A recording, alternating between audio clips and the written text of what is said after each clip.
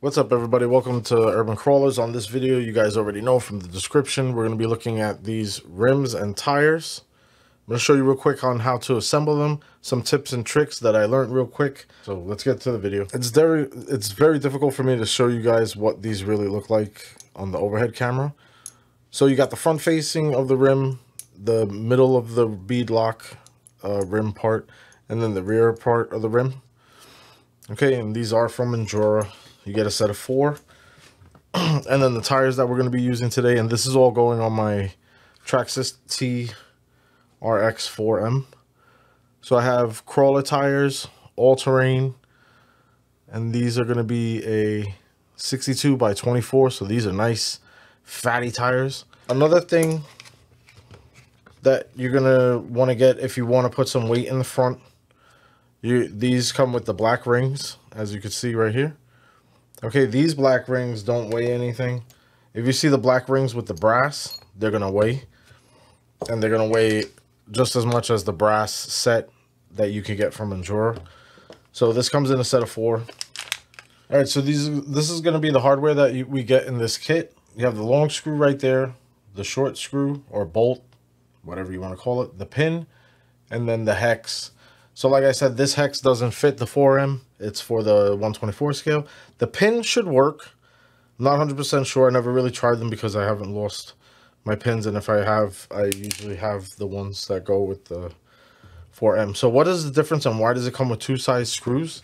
I thought the same thing. And then when I was putting the tires together, it you know, clicked in my head. And I was like, oh, I understand why they have those screws now.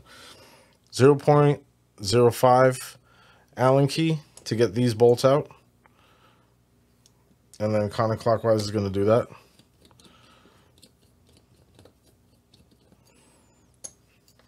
And these are going to be the small bolts. Now on the small bolts, you're going to have a whole bunch of them. On the long bolts, there should only be 4. That's what I had in my pack. If you have more, maybe I'm wrong on assuming what these are actually for. So this is for the side tire. Okay, so then you're going to take the tire. These are directional, or if you want them to all be facing in the same direction, you got to pay attention to see which way they're facing. So this is the right side of the truck, and this is the front tire. So this is going to be the rear tire on the right side. So I need to spin it around. And then what I'm going to do is the back of the rim has to go on this side. But before I do that, I'm going to insert my beadlock locking system. So very difficult. I'm gonna get that into place. Now these tires are crazy sticky. You see how all this stuff is sticking to them?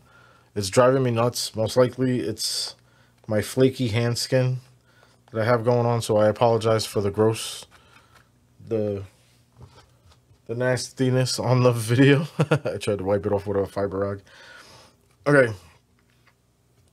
so once again, we're going to hold the rim tires in place. Okay, so I'm matched up. So hold the tire against you or whatever way you want. And then to remember what you got to do, you just lean them over the back of the tire, the back of the rim, because these are going on the same side. So you can go ahead and insert the back of the rim. Now, it doesn't matter if you insert the back of the rim first or the front of the rim. It is completely up to you. So when you put these rims in, just give them a little tug on all 4 sides. Make sure that it's sitting in properly, as you can see here. Okay. Then we're going to grab the front of the rim. You're going to attempt, it's going to happen or it's not going to happen. You're going to attempt as much as you can to line it up with the bottom of the rim, and it's difficult to see.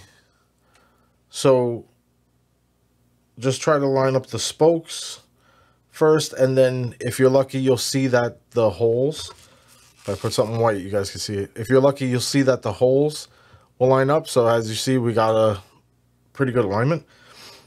So now we're going to just slightly tug.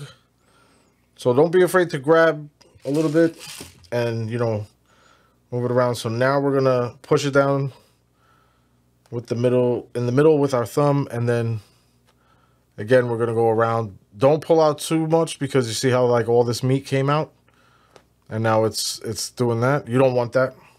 That's bad. So you want to make sure that that gets back in to place. And then with both fingers, try to squeeze a little bit as much as you can. I'm going to tell you right now, especially with these tires, you are not going to get the rims to touch each other in the inside. So if you could see, I hope so, how far they are apart right now. And I'm going to just try to do this real quick. So the Allen key could fit under there. All right, you see how it's going through? So that's how far apart they are right now. So now, when I was trying to assemble these, this is when I realized, I was like, oh man, maybe, just maybe, it would be cool that they gave you these long screws to get to the rim that's so far down. All I recommend is that you be extremely careful. So see how I screwed this one in, and now this one is popping out, and it's basically sticking out. So if we rotate because it's getting blurry, but the gap is still there. All right, but you're starting to see that bolt come down because, you know, I grabbed everything. So now I'm going to go on the opposite side with the bolt sticking up. And like I said, you could do it either which way. 4 bolts. I've done it every which way. This is the first time I'm doing the 2 bolts.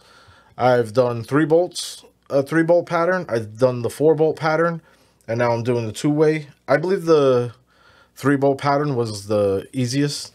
Well, this is going to be the easiest because it's only 2 bolts. But take your time. So now you see this is the one that I'm tightening up. It's past that one. I'm going to stop now and go over to this side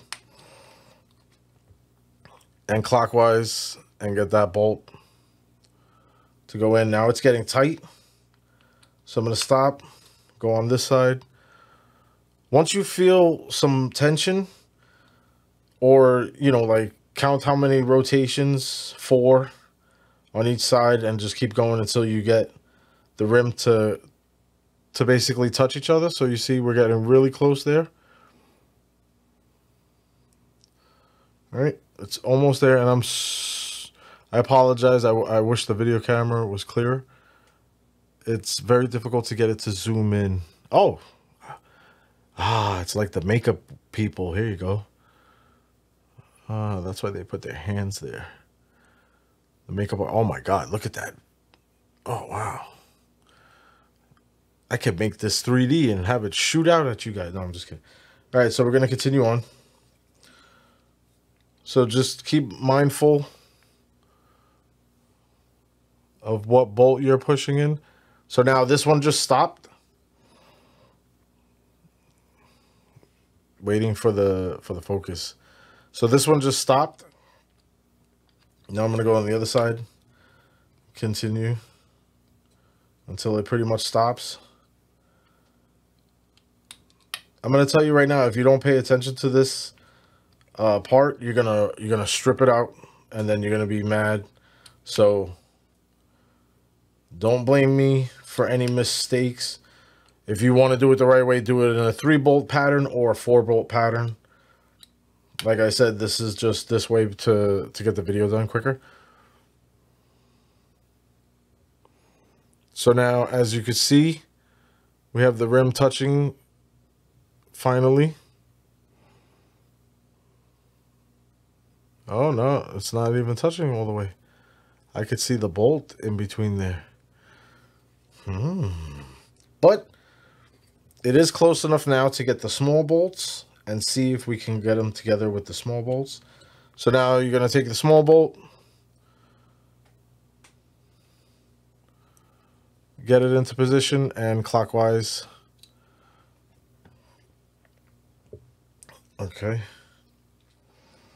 So I know it's difficult to look at it on camera, but if you guys look here, so these are the 2 bolts that we're using. Okay, these are the ones that I believe gets the rim to close. If you could look at the top of it, it's more like a mushroom top. So the other one is going to be like a flat top, the short one. So when you're face to face with your rim, you're gonna know what bolt you have to pull out. So don't freak out and be like, oh man, but how do you keep track of the bolt? My pattern almost got messed up. Actually, I went 1, 2, 3, 4, 5, 6, and this one has to come out. This one's not staying in.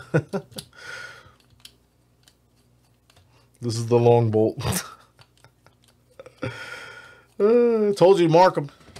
So get your vehicle. This is going to be the front tire. I'm going to grab my bolt. Where's my nut driver? I put the nut driver always in my, well, I put the nut always in my nut driver, and then I hold it in place and then just go over the axle or the stem, whatever the heck you want to call it. Lock the wheel in place, and then with my nut driver, I drive the nut in one direction, righty-tighty, lefty, or loosey. All right.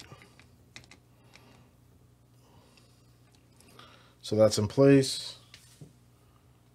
Where's the bolt? This is why everything is supposed to be in the parts bin, people. Where's the bolt for the back tire? Oh. Come on, it's a black bolt. It's legit sitting in the tire still that I took off the factory tires. Yep. Don't lose your parts, people. So again, I was just trying to show you guys. It's probably blurry. I'm gonna lock those down.